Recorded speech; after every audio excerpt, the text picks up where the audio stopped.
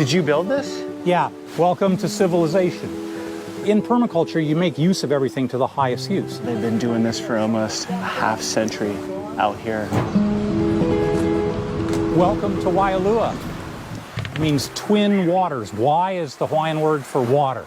That's why you have so many Wais cities, Waianae, Wailuku, Waihe'e. When did you first move here? Mid-70s, 76 I came. And you're from San Diego? Yeah, this is a food forest here. In permaculture, we call it a food forest. We cleared it and we planted, and now everything here is a useful, edible plant. I didn't realize what a out-of-the-box existence it is, but there have been times where I look at Robin and I go, I haven't seen another human being in 2 weeks, and I don't even notice it. I haven't been in a car in 2 weeks. When's the last time you saw TV? China Beach. I was in the 80s. In the 80s, we had no electricity, we had no radio, we had no television. In the 80s, when our girls were young, we had kerosene lamps. We were on Mars during the 80s. And we were doing this because... Where are you now? What planet? You know, in permaculture, we're time scouts, because if I look at any landscape, I don't see what I'm seeing. I see what it was before, I see what it is now, and I see the various iterations that it's going to be. If we clear a piece of land and we want to plant it, we don't think about, oh, one crop of this. We do what's called time stacking. Okay, we want to have an orchard of trees. We can go put our avocado at 40-foot centers. But in the meantime, let's grow some edible hibiscus in between. And since those are going to go up, we can plant pumpkin that runs underneath that. Welcome to civilization. Did you build this? Yeah. Peter. Robin. Robin, nice to meet you. Nice to meet you too. Look at that. Santinello. That's your Google Calendar. What does that mean? Instead of putting it online, we cut it. I love it.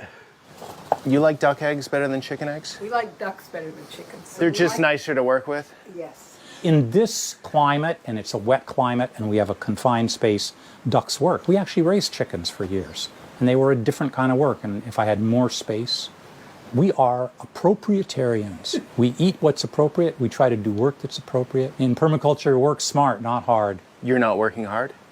Not really. We are meant to hang out like this and talk story and drink tea and have a good time, and then go do a little bit of work, and then come back in and have a good time. That's what we're here for, is to help each other along the way. Humans are designed that way, is that what you're saying? Yeah. People think permaculture is about agriculture. Well, yeah, that's part of it, but it's about this. It's about our neighbors. It's about everything. Sustainability pulls everything in. Sustainability is a big stew. See this? A rope, and look at the other side of the bridge. Ropes tied to the trees. What does that tell you? When you're flooding. Yeah, the water gets to here. Oh, it rips that hard here. Yeah, and it's solid water from here past that other one. Oh, wow. This whole valley is underwater, and the bridges lift up, and I have to come and put them back. You can see, look at all the debris that's built up. I didn't make that pile right there, see? I don't know where this came from, but it came down and was wound up here. This is 2 months ago. They're massive. Wow. Probably picked 10,000 avocados this year. It's pretty special. They've been doing this for almost a half century out here. Where did you two meet? Here. Here. Who was here first? I was. already on Molokai, and I happened to come out here, and I met Robin. Okay. And she was all by herself, and I went home one night, and I went, wow. I see an opportunity here. How was raising kids out here? Raising kids out here was sent from heaven. Yeah. All of them would own to their, like, wow, what a place to grow up. Concerns about safety, about bad influences, about... School was not easy for them. Some of them more than others got teased, and they were... Yeah, they were the Holly kids. But they were sometimes the only blonde in their class, and... Just like that for kids. No matter where you go, there's always outsider kids. There's always kids who get teased, even if for just whatever reason, the heavier kid, whatever. Kids are harsh on each other. Yeah, sure. Kids can be really harsh on it. You know, if you talk to them now, they're all the stronger for it. People ask, how do you guys do it? How do you guys do all this stuff? I say, well, we try to be really smart with what we do. We trim this tree, And this stuff is going to get hauled into the bananas. There's a ton of it out there already. I got the deer that are starting to wipe out, like a young banana like this one. But if I take this thing and put it like that, see, now no buck deer is going to bother to mess with that because all this junk is in his way. He'll go somewhere else. So are you just feeding your family and the surrounding community, or is it going? Yeah. It's Molokai. I mean, Okay. we grow a lot of food. Avocado is definitely more important than TV. Most profitable crop. Yeah. In the summer we have mangoes. So this is your full-time job, if you wanted to call it a job, but you sell all your produce here. Yeah. How much can you sell, say, one avocado like this for? $2.50, $3, depends on the size. Oh, that's great. Sustainable Molokai is a non-profit. They're trying to help. They're trying to both make it good for the consumers and good for the farmer. So they're marking up just enough to help cover their administrative costs and everything. Okay, so there's a real movement to get people eating food on the island. Oh, yes. From the island on the island. Yeah. Okay. Because it does seem a bit absurd that you're importing. At least Maui, I was told it was roughly 90% of the food is being imported. It is massively absurd. Right. You could feed all of Molokai in this valley. Okay, so why isn't more of it being done? It's just the economics are cheaper to import everything than do it here? Yeah, I mean, it's going to be some labor to do it, and it takes political will, and it takes land ownership, et cetera, et cetera. Yeah, it's like... Okay, see the ripening bananas? Yep. See them? Yep. On the top of that? Yep. So that means that banana's ready. Bananas are not a tree. There's no wood. If you look at how these are growing, any one banana tree makes one fluorescence. I could climb up there with the ladder, cut that off, but in a month, this would all be dead. So to harvest bananas, we cut the tree, which isn't a tree, down. The real technique to harvest bananas is a V cut into there, and then a little bit out. Now, it's going to start now. That will just come down. These are great. And this you throw anywhere, or you wouldn't want to do that? That is nutrient-rich carbohydrate. So if I think what's the highest use is to feed it to the ducks. And that replaces store-bought feed. So in a permaculture setting, or out here in the fourth world, right? Because everybody knows the first world, third world. Well, this is the fourth world, so you figure it out. Sure. It is the United States, but it's different. And also, we're way out here. We're 20 miles from town. It's a big deal.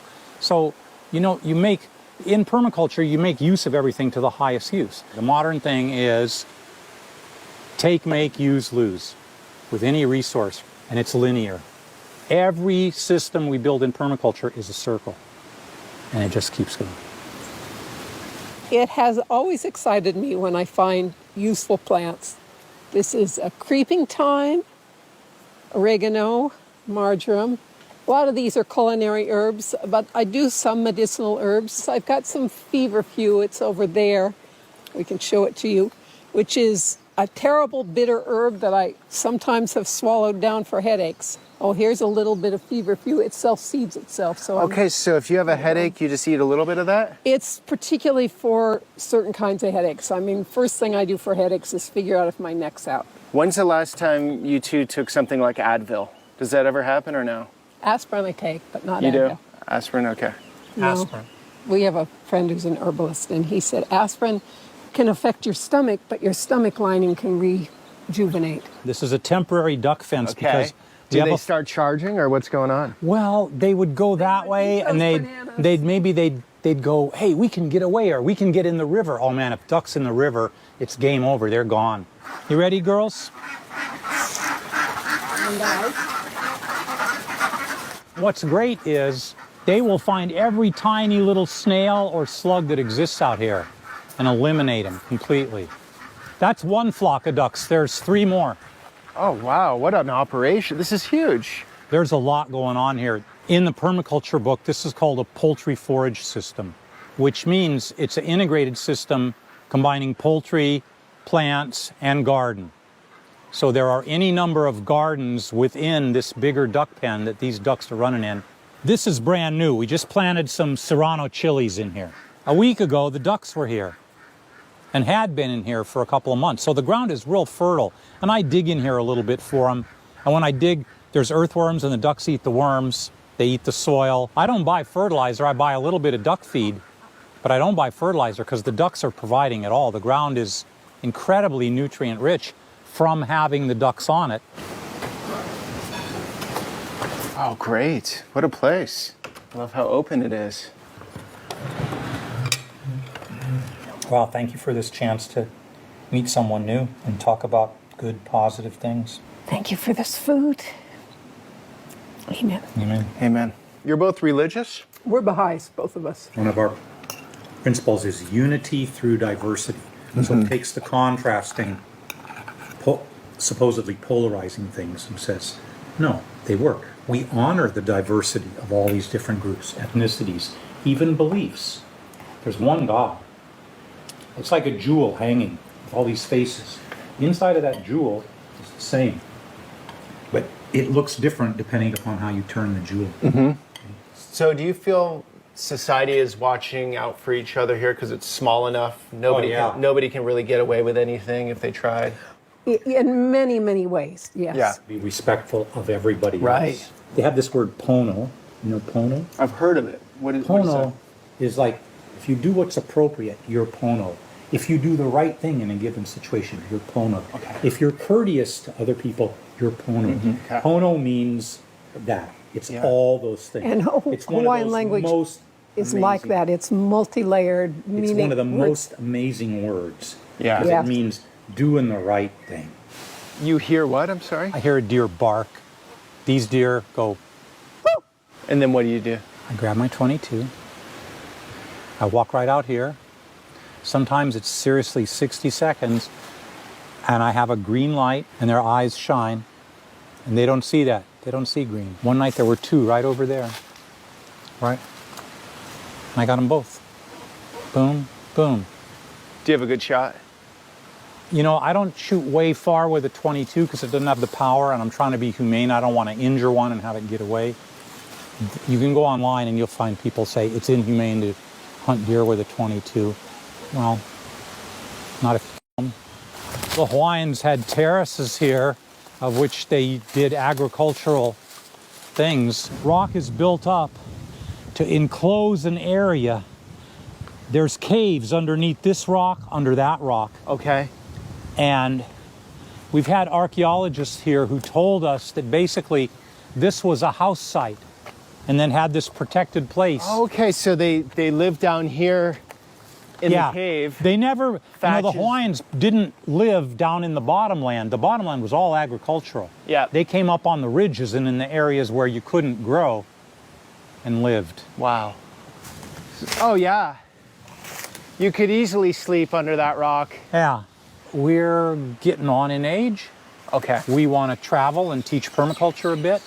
What we really need now is somebody who has the belief in themselves that they can manage this place in our absence. Okay. And want to learn farm management. And learn from the masters of how things are done in an environment and you know, like it's this. not just agricultural stuff.